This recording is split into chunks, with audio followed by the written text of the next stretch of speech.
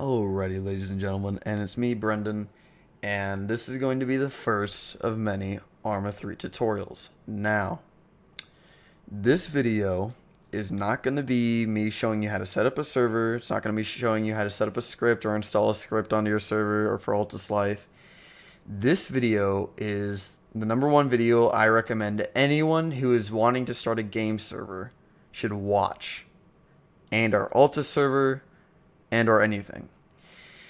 And the reason for this is because many people do not understand what they're getting into. Many people do it for the wrong reasons, and many people don't quite understand where to go.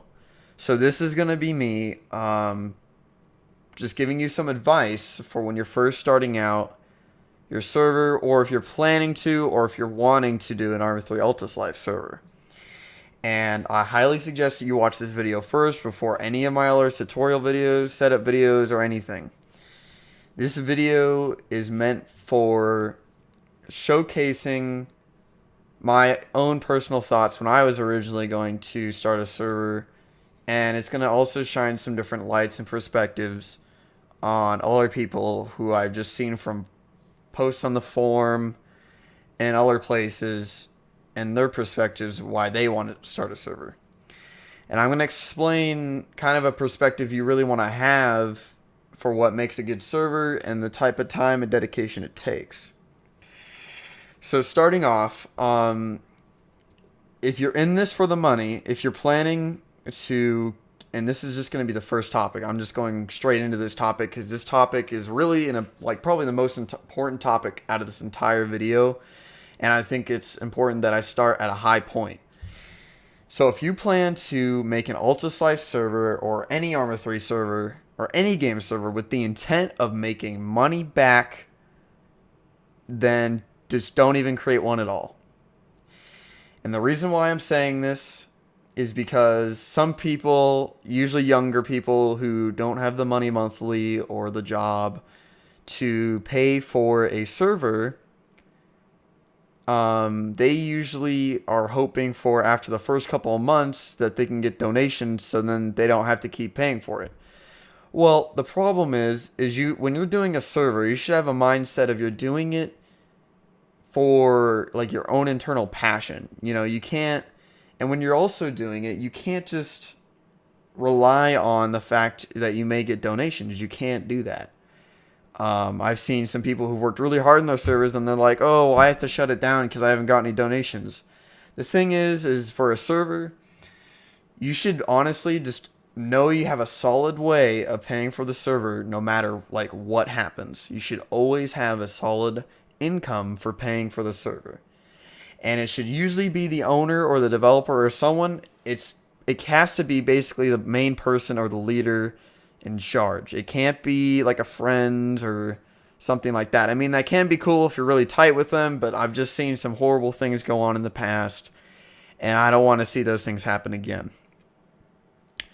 So, that was probably the most important point of this entire video. Make sure you have the resources to pay for a server monthly so that you don't have to stop it in a few months if you don't get donations. The next thing is just don't expect donations, you know? Don't design your server around the fact that you will get donations. And I think that's one of the biggest things I've seen people blow it on, is I've seen people just think, oh, well, I could just, get donations, pay for the server, pay myself, pay my friends, and it'll just be a money-making thing. No, you can't look at it like that. I'm starting a new server right now for the new to Noah Life. I'm not really sure if I want to share it with you guys or anything. I mean, if you really want to know about it, let me know in the comments and I can maybe make a video about it. But the reality is I don't want to.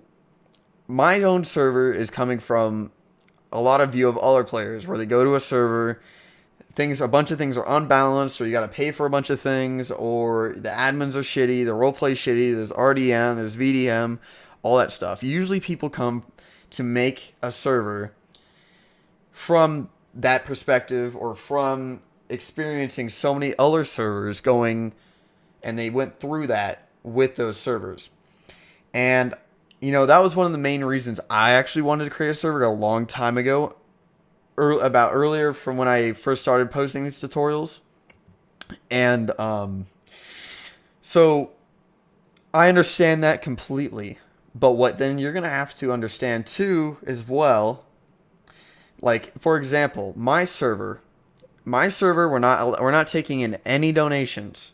None. None donations for the server at all. There's no donation perks. I mean, you could donate if you really want to, but there's no donation perks. Everything's available to everyone. We're not dealing that.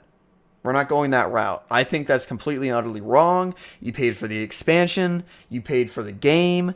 Why the hell should you have to pay for something on a server? I think that is completely ridiculous. Now, like I said earlier in my last video on my old channel, I am very proud of what Bohemia is doing in trying to promote less restriction or less donate, like servers where you have to donate to get something. I'm very proud of that. However, at the same time, I still see people who are trying to do it and get by it, and it's like, why are you just trying to do this to make a profit? You know what I mean? If you're trying to do this to make experiences and have good times and have just a good server, then do it for that, but don't do it to make a profit. I think the people that do that, they're just horrible people. And I mean, I understand, getting a server can be expensive. I mean, I'm going to show some outputs or some server places where they're not that expensive, and maybe you should go check them out. I don't really know about the service. I haven't been with a server hoster in a long time, but I will give sorry, but what I will do is I will provide links to other servers and whatnot, and server hosting companies, and you can check them out and see for yourself. I'm not recommending any of these guys, just from aside the fact maybe their prices or something. So just letting you know, that's my disclaimer right now, is that I do not know about these guys, okay? I have not worked with them. I have not worked with any of these guys. They are just simply people like hosting companies that maybe you should look into. So, another thing for your server is when you're the owner and you're looking for a developer, I'm just letting you know right now, it's very hard to find somebody that's going to want to work for free. And, like, that's the hard part, is you're going to have a hard time trying to find someone who's going to want to work for free. Because I'm just letting you know right now, I mean, it's still a lot of work. Even if you follow a tutorial on the Altis Life forums or something, it's still a lot of work to do all the stuff. It still takes quite a few hours. It still takes quite a bit of time. I highly suggest that as an owner, you are a developer. Really, I mean, because I've seen some horrible situations when their owners and the community just keeps pushing developers and forcing developers to basically exhaust themselves as they're trying to create something, or they're trying to, work on the server, and everyone's yelling at them because they want to know when it's up, or they're constantly hassling them. Don't do that if you have a developer, please. And it's coming from me, and how we're running our server is we're running it as the developers are basically the owners. We're the supervisors. And, so we know what it's like. We're not pushing anything through. I mean, we're going to try and attempt to get weekly updates and whatnot, but the main reason here is just I don't feel that's right at all. I don't think people really understand. If you're asking for a developer, don't think, be understanding in terms of how long it takes to do certain things and whatnot. But don't let them get too lazy and cocky and whatnot, and just you're paying them, let's say, for example, and they're doing basically nothing for you, or you can figure it out really easily by watching one of my videos or going on the forums. So please don't just easily pay out a developer just so he could do basic things for you. I really beg of you to try and learn, because you know what? It'll give you something more out of this experience than rather just paying for a developer.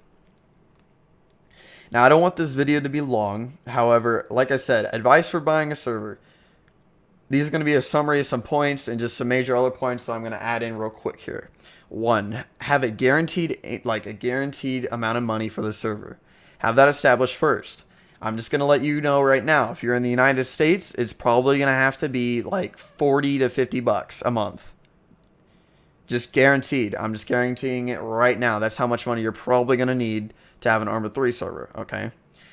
So don't rely on donations for that, or don't expect donations for that. You have to be able to provide that every single month, okay?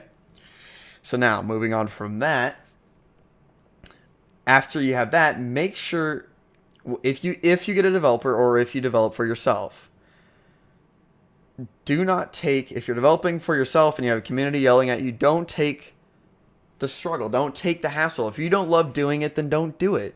This server is supposed to be something that you should love to do or you feel passionate about doing.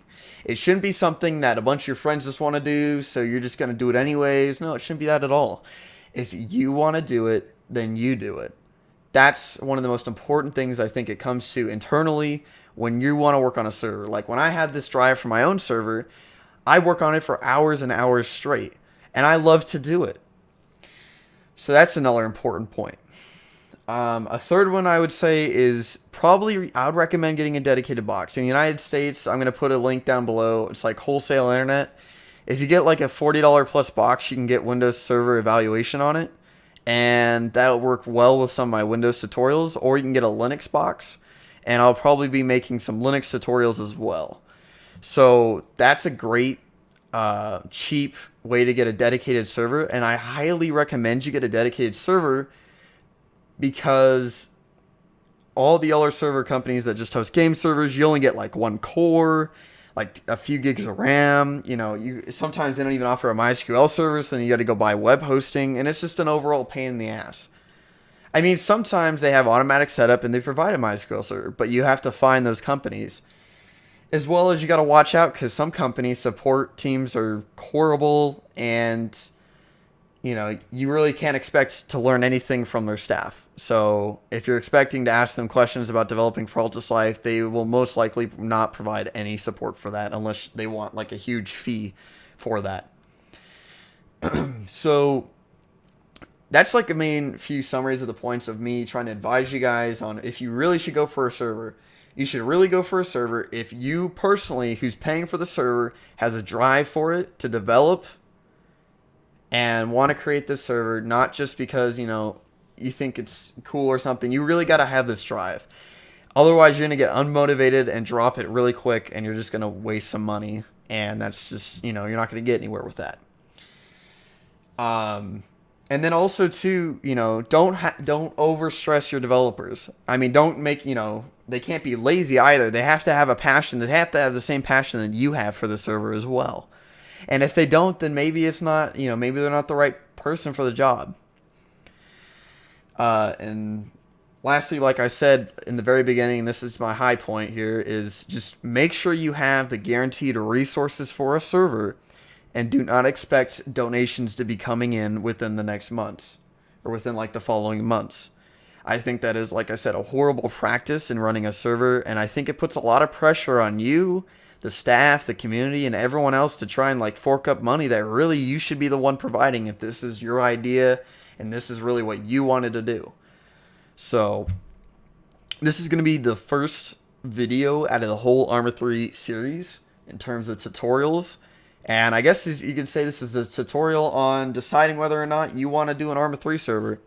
You know, it takes passion, takes a lot of time, it takes money, you know, and it really, it's, in the end, you can have a wonderful experience, but that all depends on how much work you put into it. Alrighty, guys, I'll see you guys in the next video. It'll probably most likely be an Arma 3 tutorial on how to set up 4.4, but for now, thank you for watching this one. See you guys later.